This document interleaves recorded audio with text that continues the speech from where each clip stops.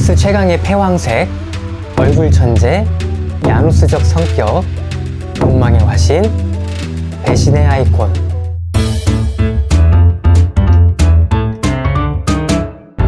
안녕하세요, 준의 서재입니다. 오늘은 아주 묵직한 책이죠. 플루타르코스 영웅전 이야기를 해보려고 합니다. 아마 플루타르코스 영웅전이란 이름을 익히 들어보셨을 거예요. 이 책은 원래 제목은 비교열전이라고 하는데요.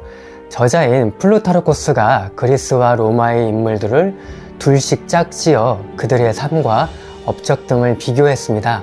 예를 들어 마케도니아의 알렉산드로스 대왕의 견주는 인물로 카이사르가 등장하는 시기죠.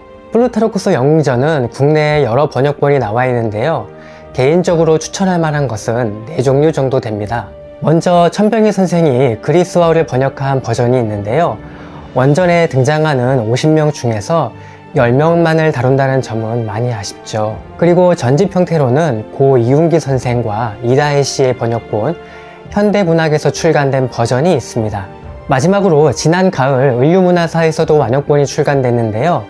영어본을 판본으로 삼고 있지만 장의 구분을 비롯해 플루타르코스가 인용한 문장의 출처를 하나하나 밝혀주고 있는 점, 세세한 각주 등에서 높은 완성도를 보여줍니다. 앞서 잠시 언급한 대로 플루타르코스 영웅전에는 모두 50명의 인물들이 등장하는데요. 그 방대함 때문에 이번 을류문화사판 전집도 총 5권으로 구성되어 있죠. 이 안에는 역사적인 인물뿐 아니라 테세우스나 로물루스 같은 신화적 영웅들의 전기도 있습니다. 오늘 영상에서는 제가 가장 매력적인 인물로 꼽는 알키비아데스에 대해서 이야기해보려고 합니다. 먼저 알키비아데스의 특징을 이렇게 표현해 볼 수 있을 것 같습니다. 그리스 최강의 패왕색, 얼굴 천재, 야누스적 성격, 욕망의 화신, 배신의 아이콘.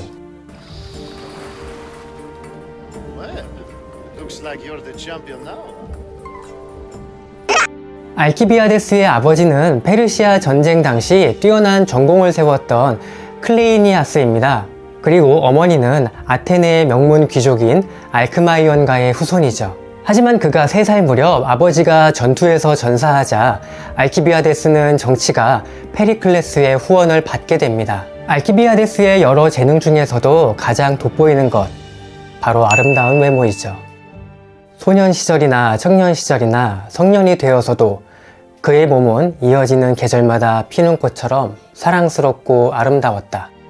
알키비아데스가 얼마나 아름다웠으면 사람들은 그가 혀 짧은 소리를 내는 것마저도 매력적으로 보았다고 합니다.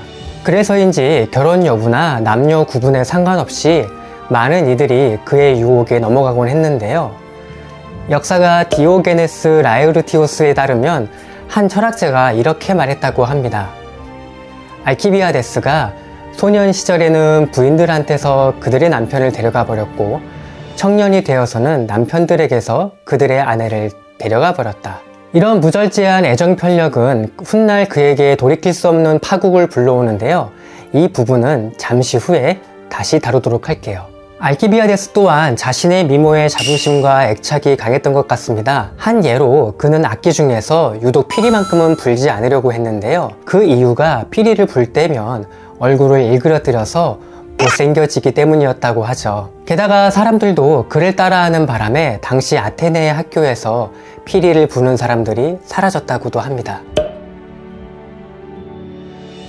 출세와 권력에 대한 욕망이 강했던 알키비아데스는 일찍이 자신의 미모를 무기로 아테네의 많은 유력 인사들과 관계를 맺습니다. 하지만 그의 아름다움에 현혹되지 않은 인물이 단 한 명 있었는데요. 바로 소크라테스죠.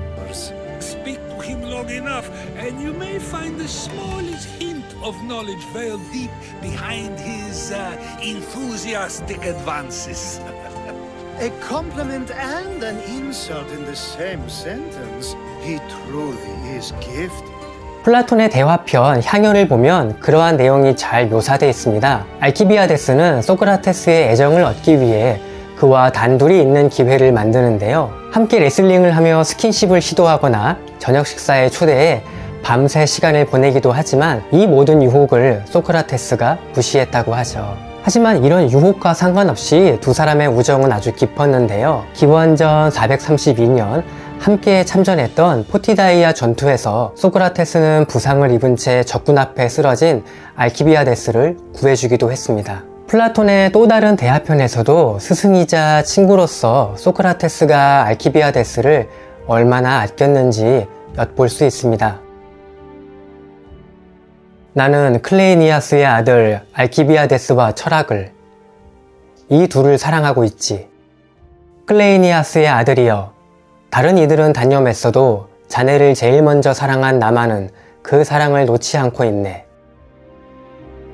소크라테스는 방종하고 쾌락을 탐닉하는 알키비아데스의 일탈을 바로잡아주는 역할을 했었는데요. 친구들에게 거만하고 거칠게 행동하던 알키비아데스도 소크라테스의 충고와 조언만은 겸손한 태도로 귀담아 들었다고 합니다. 알키비아데스는 허영과 과시욕뿐만 아니라 승리에 대한 집착도 강했는데요.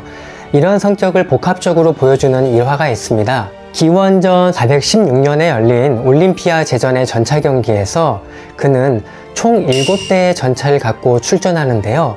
여기에서 1, 2, 3등을 모두 차지하게 됩니다. 당시 그리스의 전차 경기는 대중적으로 인기가 아주 높았습니다. 하지만 경주용 말을 사육하고 장비를 유지하는 데에는 많은 비용이 들었죠. 또 경기 중 전차가 부서지거나 기수가 땅에 처박히는 등 무척 위험했기 때문에 말과 전차를 가진 부유한 귀족들이 돈을 주고 기수를 고용해 자신의 이름으로 대리 출전시키는 일이 흔했습니다. 만약 경기에서 우승할 경우 승리의 영광은 기수가 아닌 고용주인 귀족에게 돌아갔죠.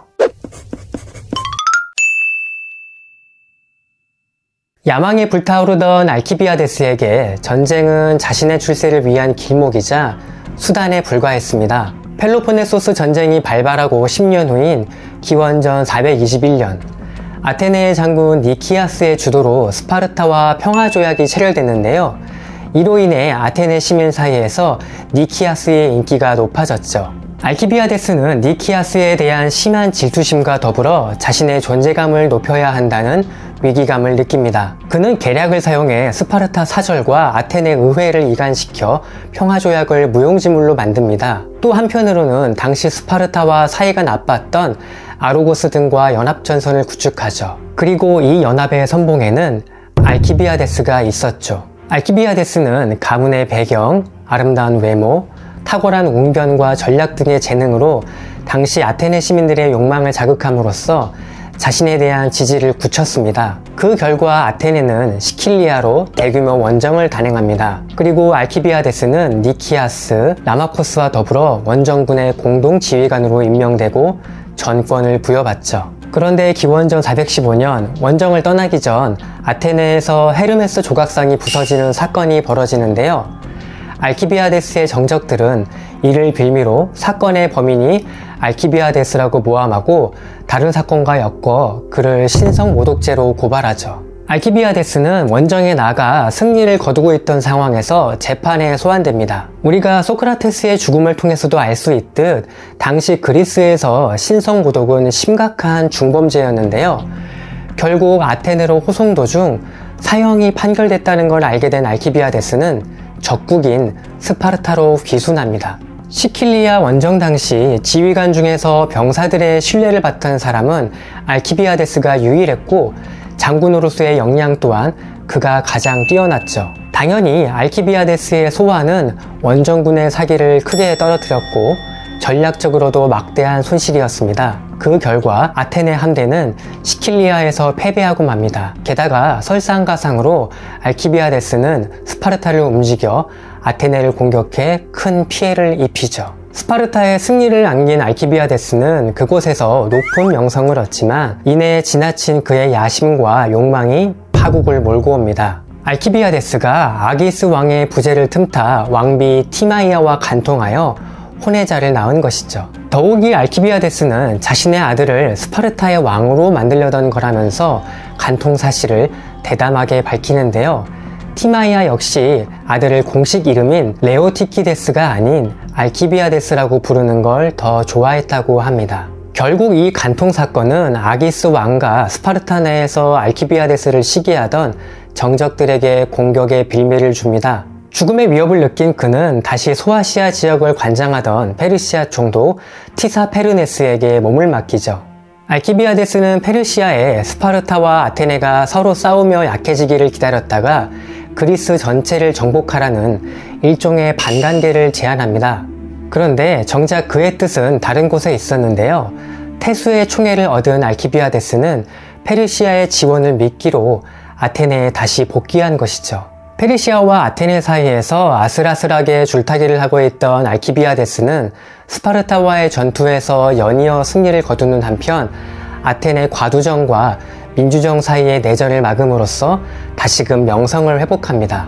이후에도 알키비아데스는 거듭 전공을 세우며 아테네 시민들의 칭송을 받는데요. 인기가 얼마나 높았는지 그를 참주로 추대하자는 여론이 형성되기도 합니다.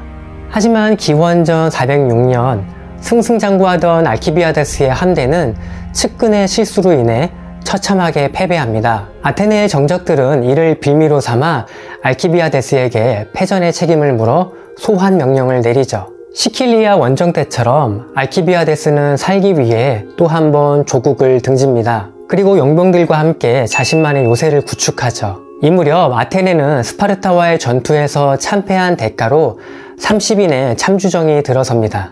스파르타는 후환을 없애고자 페르시아에 사람을 보내 알키비아데스를 죽일 것을 요구합니다. 마침내 알키비아데스는 자신의 오두막을 급습한 자객들에게 죽임을 당하죠. 플루타르코스는 이 자객들의 정체가 예전에 알키비아데스가 겁탈했던 여인들의 오빠들이라는 설도 함께 적고 있습니다. 알키비아데스는 외모와 실력 등 많은 면에서 천부적인 재능을 가졌지만 공공의 이익을 위협하는 개인의 욕망으로 인해 비극적 최후를 맞이한 인물입니다. 플루타르코스는 그럼에도 알키비아데스가 결정적 순간에 조국을 위기에서 구하려고 했던 점은 높이 사고 있습니다. 또한 그의 타고난 매력이 여러 실수를 가려준다는 점도 인정하고 있죠. 오늘 이야기는 여기까지입니다. 플루타르코스 영웅전 속 다른 인물들의 이야기도 제가 준비해서 소개해 드릴게요. 오늘 영상이 유익하셨다면 좋아요와 구독 부탁드립니다. 그럼 안녕.